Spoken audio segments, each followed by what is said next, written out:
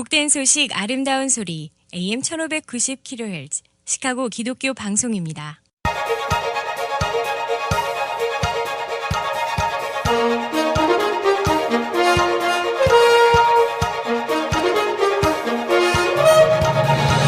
김정일 해설위원의 시사 해설.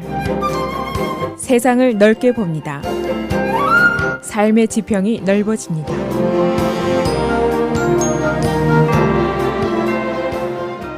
시사해설입니다. 대부분이 어제부터 2020년도 센서스에서 질문 한 개를 추가하는 문제를 심리하기 시작했습니다. 이 추가 질문은 귀하가 시민권자입니까? 하는 단순한 질문 한 개입니다. 그러나 이 질문 한 개를 센서스 용지에 추가하는 문제는 그렇게 간단한 문제가 아닙니다. 우리 같은 이민 사회에도 영향력이 미치는 사건입니다. 그래서 이 문제가 이미 오랜 논쟁을 벌인 끝에 대법원에까지 올라오게 된 것입니다. 이 송사는 지금 상무부 대 뉴욕주 사이의 법적 논쟁입니다. 헌법으로 매 10년마다 정부가 의무적으로 인구 조사를 하게 되어 있는데 그 주관 부처가 바로 상무부입니다. 그런데 상무부의 현재 장관인 윌버 로스 장관은 지금까지 해온 인구조사 질문서에 귀하가 시민입니까? 하는 질문을 한 개 더 추가하기를 원하고 있습니다. 그러나 뉴욕주를 비롯한 여러 기타 주들 또 민권단체들은 여기에 강력한 반대를 하고 있습니다. 그 이유가 꽤 복잡한데 우선 연방정부 예산을 주정부가 배정을 받는데 그 인구수에 따라서 돈을 배정받게 됩니다. 그러니까 달러의 문제가 여기 달려 있습니다. 또 한 가지는 하원 의원은 인구수에 따라서 정해집니다. 그래서 여러 진보적인 주들, 블루 스테이트에서 하원 의석을 잃을 수 있는 가능성이 있습니다. 그렇게 되면 결국 보수주들이 득세를 하게 되고 정치적인 영향력이 보수적으로 강해질 수 있다. 정치적인 문제가 있습니다. 지금 우리가 민주당 하원 다수당에서 벌어지고 있는 소환장 발부 사태를 보면은 이것이 얼마나 심각한 문제인지 짐작을 할 수가 있습니다. 그래서 오늘은 인구조사, 센서스에 대한 추가 질문을 놓고 벌어지는 송사의 내용은 과연 어떤 것인지, 상무부의 주장은 무엇인지, 뉴욕주 등 기타 주들의 주장은 무엇인지 설명을 해드리겠습니다. 우선 귀하는 시민권자입니까? 라는 한 줄의 질문 추가 때문에 벌어지는 일이 문제입니다. 원고 측의 주장은 이 질문으로 엄청난 돈을 들여서 하는 인구조사가 부정확해질 수 있다 하는 이유를 들고 있습니다. 즉 이 질문이 답이 귀찮아서 또는 두려워서 주로 이민사회 소속원들을 중심으로 합법 이민자나 불법 이민자나 가리지 않고 센서스에 참여하지 않는 수가 많을 것이다. 그 불참 인구가 한 650만 명은 최소한도 될 것이다. 이렇게 주장을 하고 있습니다. 그러나 상무부 측에서는 이 질문은 당연한 것이고 법무부가 투표권리법이라는 법의 신장을 위해서 이 질문을 추가해달라고 요청을 해왔다고 그 이유를 대고 있습니다. 그러나 이런 이유들은 그야말로 명목상의 이유들일 뿐이고 실제로 깊은 뜻은 또 다른 데 있습니다. 만일 650만 명이 덜 센서스에 참여를 하게 되면은 불참자는 주로 이민자들을 중심으로 한 이민 커뮤니티의 소속원들입니다. 그렇게 되면은 이민자들이 많이 거주하고 있는 블루 스테이트의 인구 조사 수가 줄어들게 될 테고, 그렇게 되면은 이 주의 하원 의원 수의 의석수가 줄어들게 될 것이고, 득을 보는 쪽은 현 트럼프 정부와 보수계의 의회 영향력이 강화될 것이다. 그런 예상을 할 수가 있습니다. 그리고 연방정부의 배당금이 수천억 달러가 블루 스테이트에 줄어들게 됩니다. 실제로 이 추가 질문으로 손해를 보는 주들이 어디냐 하고 계산을 해보니까 우리가 사는 일리노이 주를 비롯해서 뉴욕, 캘리포니아 등 블루 스테이트이고 애리조나, 플로리다 등 스윙 스테이트, 그리고 텍사스 등 이민자가 많이 사는 주들이 큰 손해를 보게 됩니다. 만일 계산대로 이 인구조사 결과로 참여자 수가 적어지게 되면은 하원 의석 수가 줄어들게 됩니다. 캘리포니아는 최소한도 3석 정도를 잃게 될 것이다 하는 예상이 나오고 있고, 일리노이주도 현재 하원 의석수가 18석인데 이것이 좀 더 줄어들 가능성도 있습니다. 이 사건은 이미 항소심에서 다루어졌는데 맨하탄 연방법원의 제시 풀먼 판사는 지난 1월에 미국의 인구조사가 시민권자 조사가 아니지 않느냐, 이것이 전체 인구를 조사하는 것인 만큼 정확도에 부정적인 영향을 미칠 수 있는 추가 질문은 불필요하다 하고 판결을 했습니다. 그러나 이 케이스는 이제 대법원이 심리를 하기로 결정을 했고, 일반적인 사례와는 크게 다르게 대법원이 매우 신속하게 이 재판을 현재 진행을 하고 있습니다. 항소심 판결 끝난 지 3개월 만에 대법원이 벌써 심리에 들어가게 된 것인데, 그 이유는 새 질문 추가 인쇄가 6월에 마감이 됩니다. 그러니까 다시 말하면 대법원이 6월 전에 판결을 하겠다, 그런 뜻입니다. 항소심에서는 윌버 라이스 상무장관의 말, 즉 법무부의 요청을 받아서 이것을 추진한다 하는 명분을 댔는데, 이것이 구실이다 하는 것이 밝혀졌습니다. 라이스 장관이 이보다 훨씬 전에 화이트하우스의 당시 반이민 정책을 수립했던 스티브 배넌 보좌관과 긴밀하게 이 문제로 협의를 한 사항을 밝혀냈습니다.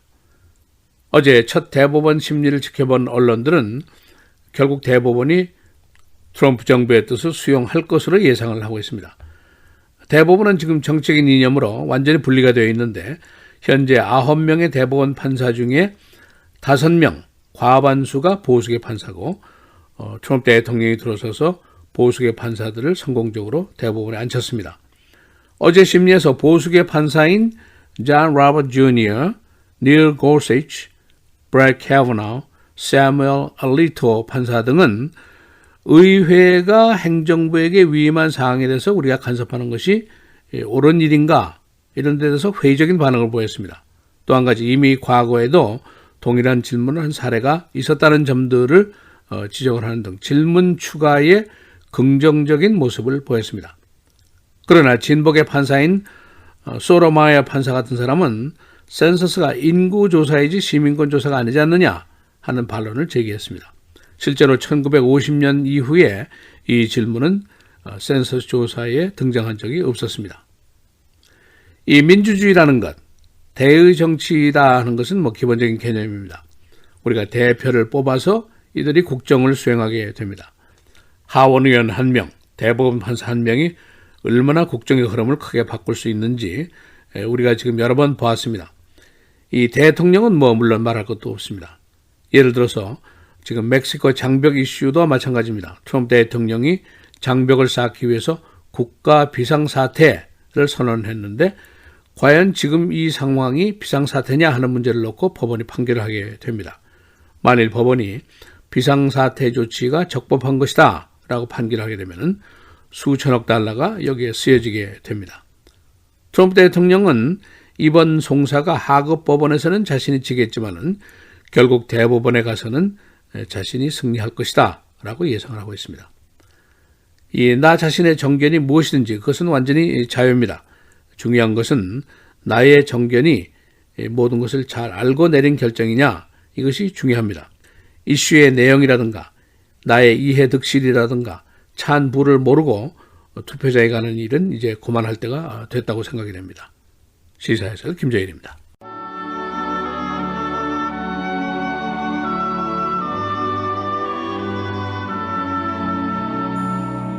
망령되이 얻은 재물은 줄어가고 손으로 모은 것은 늘어가느니라.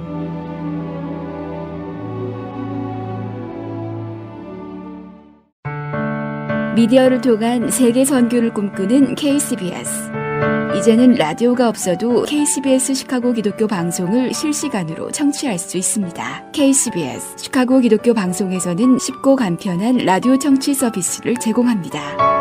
스마트폰 애플리케이션 서비스 안내 앱 스토어에서 KCBS를 검색해 시카고 다운타운 그림의 KCBS 아이콘을 무료로 다운받아 설치하시면 스마트폰으로 실시간 KCBS 생방송 청취가 가능합니다. 정규 방송 시간 후에는 CBS 기독교 방송이 실시간 방송됩니다. 또한 시카고 기독교 방송 웹사이트 kcbs1590.org에서 생방송 듣기 메뉴를 통해 KCBS 라디오를 실시간으로 청취할 수 있습니다. 김정일 해설위원의 시사해설 방송도 스마트폰 KCBS 앱을 통해 매일 청취가 가능합니다. KCBS 앱의 왼쪽 상단에 위치한 메뉴에서 JKIM 뉴스를 클릭하시면 다시 듣기 서비스가 가능합니다. 또한 페이스북이나 유튜브에서도 김정일 해설위원의 시사해설 진행 방송 청취가 가능합니다.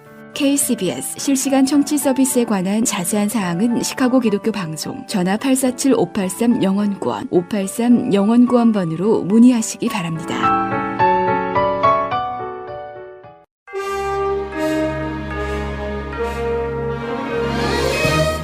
4월 24일 수요일 KCBS 헤드라인 뉴스입니다. 트럼프 대통령은 어제 로버트 뮬러 특검 보고서와 관련해 백악관 전 현직 참모가 증언하는 일은 없을 것이라고 밝혔습니다. 어제 언론 인터뷰에서 트럼프 대통령은 백악관은 이미 2016년 미 대선 러시아 개입 의혹과 관련해 로버트 뮬러 특검 조사에 충분히 협조해왔다며 백악관 참모들의 출석을 요구한 의회 요청을 수용할 필요성이 없다고 반박했습니다. 이와 관련 백악관 관리 2명은 어제 트럼프 행정부는 하원 법사위원회의 도널드 맥켄 전 백악관 법률고문 청문회 소환에 맞설 것이라고 밝혔습니다. 트럼프 대통령의 수석 보좌관들이 국경 보안과 이민 개혁을 다룰 이민 개혁을 앞으로 며칠 안에 제시할 것이라고 제러드 쿠시너 백악관 선임 고문이 어제 밝혔습니다. 언론에 따르면 트럼프 대통령의 사위인 쿠시너 선임 고문은 이 제안서가 트럼프 대통령의 대표적인 선거 공약 중 하나인 불법 이민을 막기 위한 계획이라며 성과제 이민제도, 농업과 계절 업무를 위한 이주 근로자 프로그램, 무역 흐름 개선 방안 등이 포함될 것이라고 말했습니다. 쿠시너 선임 고문은 매우 구체적인 계획을 이번 주 주말이나 다음 주 초에 트럼프 대통령에게 제시할 것이라고 설명했습니다. 스리랑카 정부가 부활절 테러 불과 2시간 전까지 테러 경고 정보를 받았지만 이를 무시했다는 보도가 나왔습니다. 스리랑카 정부는 이달 초 해외 정보 당국으로부터 사전 테러 경고를 받고도 제대로 대응하지 못했다는 비판을 받는 상황이라 관련 논란은 더욱 커질 것으로 보입니다. 언론은 스리랑카와 인도 당국 관계자를 인용해 인도 정보기관 간부가 지난 21일 오전 연쇄 폭발이 발생하기 2시간 전에도 스리랑카 정부 당국에 관련 정보를 전달했다고 보도했습니다. 인도 측은 교회를 대상으로 폭탄 테러가 자행될 수 있다는 점 등 비교적 구체적인 내용까지 담아서 전달한 것으로 알려졌습니다.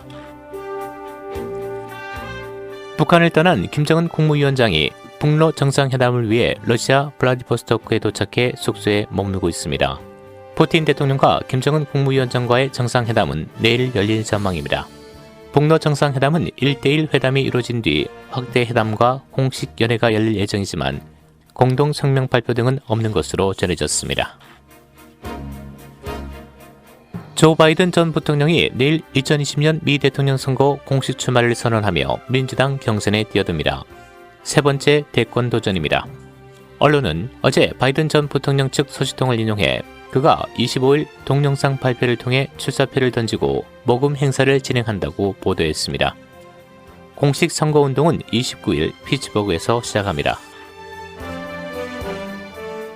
유명 관광지인 애리조나주 그랜드 캐년에서 관광객이 또 추락하는 사고가 일어났습니다. 국립공원 관리당국은 어제 오후 사우스림 구역에서 떨어져 숨진 70세 여성의 시신을 헬기를 동원해 수습했습니다. 이번 사고는 최근 공원 내 경내에서 발생한 사망사고 중 5번째입니다.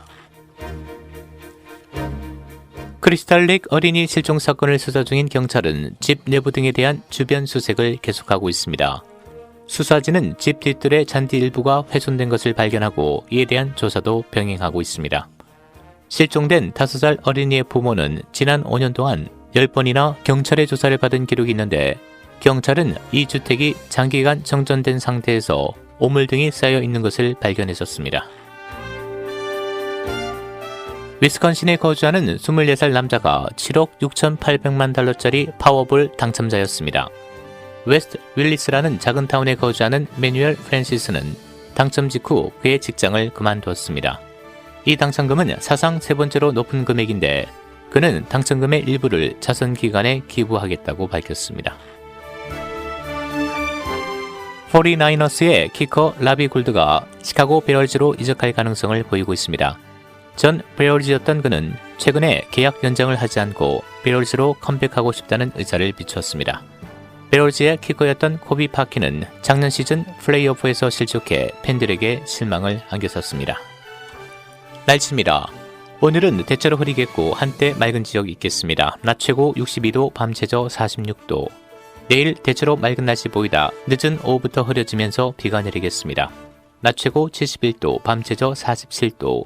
금요일 맑은 날씨 보이겠습니다. 낮 최고 64도, 밤 최저 44도. 토요일 기온이 다시 소폭 내려가겠고 다소 강한 바람과 함께 비가 내리겠습니다. 낮 최고 53도, 밤 최저 37도입니다.